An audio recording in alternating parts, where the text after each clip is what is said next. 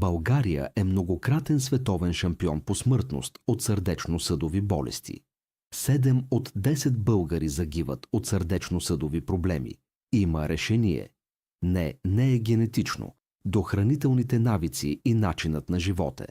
Сърдечно-съдовите заболявания, ССИЗ, са широк термин, обхващащ лоши състояния на сърцето и кръвоносните съдове, като хипертония, атеросклероза, сърдечен удар, мозъчен удар и други, които са водеща причина за смърт в България и света, често причинени от рискови фактори като тютюнопушене, лошо хранене, липса на движение, употреба на алкохол и високи нива на холестерол и кръвно налягане, но могат да бъдат предотвратени чрез здравословен начин на живот и редовни прегледи. Какво да правим? Да ядем повече растителна храна, бобови, зърнени култури, плодове, зеленчуци, малко ядки. Всеки ден да се движим достатъчно дълго време пеш.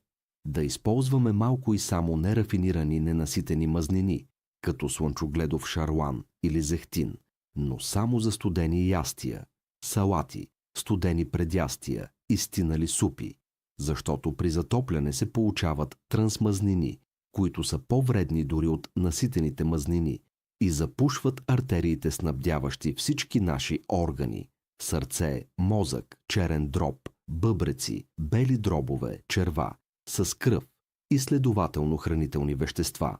Какво да не правим?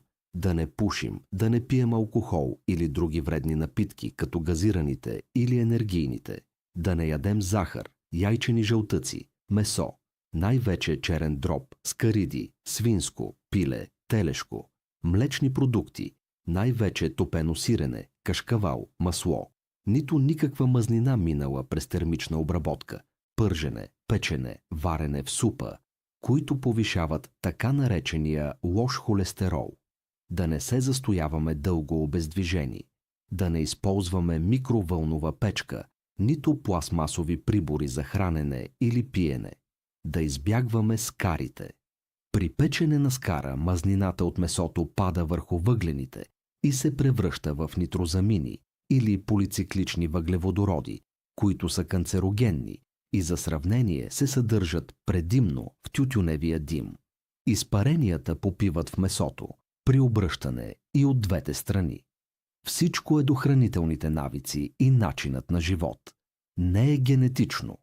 Хранителни добавки от аптеката не помагат, а операциите са рискови, временно потискат проблема, но никога не го решават, ако няма промяна на навиците.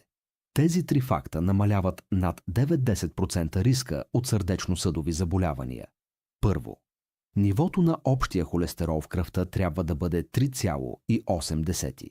Второ, ЛДЛ, лошият холестерол, да е под 1,9.